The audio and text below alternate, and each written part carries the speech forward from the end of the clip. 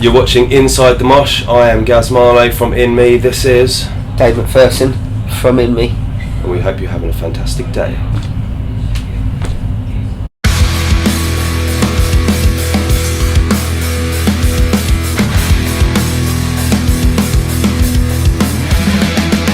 Stole my heart and drenched it with sunlight. The river flows as rain falls through the night.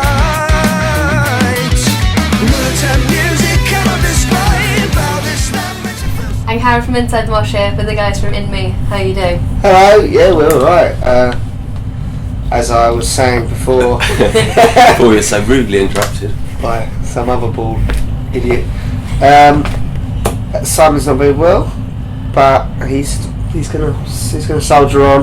Yeah. So we're all a bit sort of paranoid. We were having a bit of a will the show happen worry earlier when we had to send it out to the medical centre. Did Luckily you we actually? have, but we have a thing called the NHS, which is glorious. Yes. And, Thank God. hopefully they're going to help us out. It's nothing contagious or anything, is it? Or That's what we're worried about. It probably is, in all fairness, and we're all in a van and hotel There's a room reason I'm together. drinking Barocca coloured water.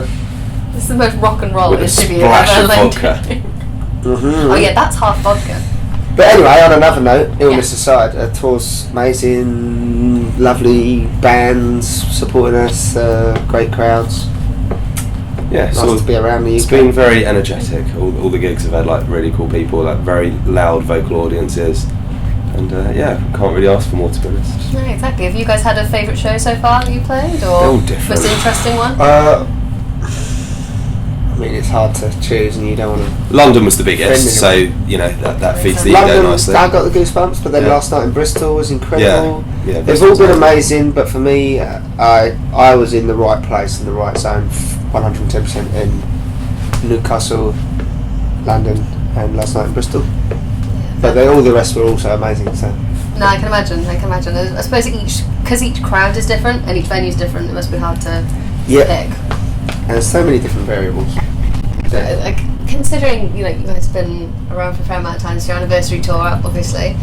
Is there, you guys have played everywhere. Is there anywhere still you've got to tick off your to-do list? Loads, yeah. Yeah. Never been to Africa. Never been to Australia. We'd only played 2 shows years and years ago, and that was when it was just me and Simon. That lineup in America. So awful lot of places really. We've done quite a lot of Europe. Never played Russia. Only played Japan in the East. So yeah, we haven't. But we then haven't conquered the world yet, but we planned. But I'll see bands that have been going for years and years and years, and I would have expected them to do China, or, for example, and then you hear that it's their first time visiting China. So it's not just the smaller bands like us that haven't been everywhere, but It's difficult because when you're in England and you're expensive. getting X amount of money per gig, and the drives are say like 100 miles between. Yeah. That's fine, but you go to Europe and your fan base shrinks down to a fifth or a tenth or whatever of it, and the distance is quadruple and the fees go down to a quarter. And the further, if you went to Japan, for example, unless we had some serious backing out there, we'd be playing probably even smaller shows for even less money, plus whatever things we need to get over there, visas, flights, and you kind of end up putting all your money from the UK into other markets. So it's a tricky one, unless you've got the real marketing clout behind you to really grow all these but other we territories. are pursuing it. That'd be good. Yeah. We tried independent for a few years, and it was fun and nice, but everything's sort of a straight line. Yeah. And we are up for giving Yeah. it another proper go. Yeah, we need And growth. We've got do enough a global- sustainability, A but we global wanna- thing, because it's fun. I feel like Asia is becoming now the new America. You used to go try and make it over in America. I felt like Asia is the new kind of place where people are trying to hit, which is quite Yeah. cool. Well, we did Japan a few times, and it was it's like a dream. I Like heard living the a crowds out fantasy. there are crazy. Oh yeah, Okay. but it's just a totally different way of culture. I think the gig ticket tonight is quite high for what I think for UK gigs, and then out in Japan I remember being like £40 Wow. for a gig, and the same for an album. So it's just completely different cultures, and we were treated like the Beatles when we went over Wow. to Japan. We were being greeted when we got off the plane with gifts, and then people somehow figure out where your hotel is, so you're getting a call in your hotel room. telling you to come down so they can give you more gifts. And then even literally after the gig, we'd get escorted to a restaurant, and then people would be sitting in the restaurant. It was insane. So I think the moral of the story is, with modern day social media, in that if we go to Japan, we'll tweet our hotel and get shitloads of gifts. Yeah. You'll never have to pay for food again. Well, this is it. out there, like, if you say something in an interview that you like something, that's the gift they're bringing. And I mentioned I liked sake, the rice wine that they drink, and I was just getting bombarded with it. I couldn't fit it all in my suitcase. So maybe next time I'll just say I like cold hard cash. Yeah, I like gold. Diamonds. I like property. Yeah, actual houses. We're not snobs. Any precious gemstone will suffice. Sapphires. Yeah.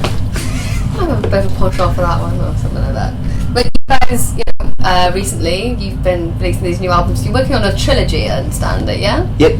How's that going? Because that's quite an interesting concept. Just like, sometimes bands release double albums and stuff like that, but it's very rare you ever hear about trilogy. We gotta go one step ahead. I'm not going to go fully into it because it's actually like a 5-minute long answer, but it's a thematically linked. It's 3 albums that are thematically, conceptually, kind of musically and lyrically linked, but are also 3 completely separate albums. Nice. Based on birth, life, and death. So 3 albums, and they all link. That sounds really intense. What's Yeah. that like as artists to write something over that kind of span? It's a loose theme, so it's not. It doesn't limit you too much. It's not like, wow, that was a rubbish song, and then someone else going, yeah, but you don't understand, man, because it's like that links to that, and then they did that because of that. It's just loosely linked and themed. I guess if you want to understand the connection, it's available. If you just want to listen to 3 albums, go, oh, that sounds nice, then that's fine as well. Yeah. That's cool. That's a nice balance to be able to have. Yeah. That's cool. Are you playing on this tour now? Are you playing much of the music from the new album? Of the first one. Of the first one, 4 out of the 10 songs on this one, Okay. and 2 of them stick together Oh, that's because cool. they musically repeat certain refrains. Yeah. That sounds good. You're currently working on the second one, am I right? Yeah. Yeah, how's that going? Slow but sure. It's more difficult because it's not like as riffy an album, so it takes a little bit more thought. It's not about. Well, it's just about writing perfect songs, really, like crafted songs, as opposed to. There's no riffage, so there's no like intro riff or anything like that. It's just pure song, no heaviness, no screaming, none of the stuff that I guess we've had on every album since. Yeah, I suppose it's almost like just a little respite, sort of temporary direction change. We've all got other things we can bring to the table that we don't within the sort of standard sound of InMe, if there is such a thing. I mean, obviously we've got such a variety of songs and styles anyway, but it's just going to let us go off on a nice little creative tangent. Although I will say it's my favourite stuff that we've ever done. Yeah, easily. That's cool. But yeah, because we don't write the music for anyone but ourselves, because that would be really confusing and our heads would explode. But some fans of our music might expect the riffs and sort of similar things from before, so it's making sure the songs are like 110% perfect. I keep saying 110%, even though it's not a thing, so that it wins them over regardless. No, that makes sense. Yeah. That sounds good. When can we hope to hear that? Is it like No deadline. Oh, you're just going to drop it on one It's day. the first time we're just like, when it's ready, it's ready. That makes sense. And because we're pursuing a new team, like management and label and whatnot, to try and step things up, there's just, if we put a deadline on anything, it could bite us in the arse. Yeah. Fair enough. Well, I look forward to hearing it. Thank you so much for speaking to me. Thank you. Thank welcome. you. Thank you. Awesome. Thank you. Thanks, Darren.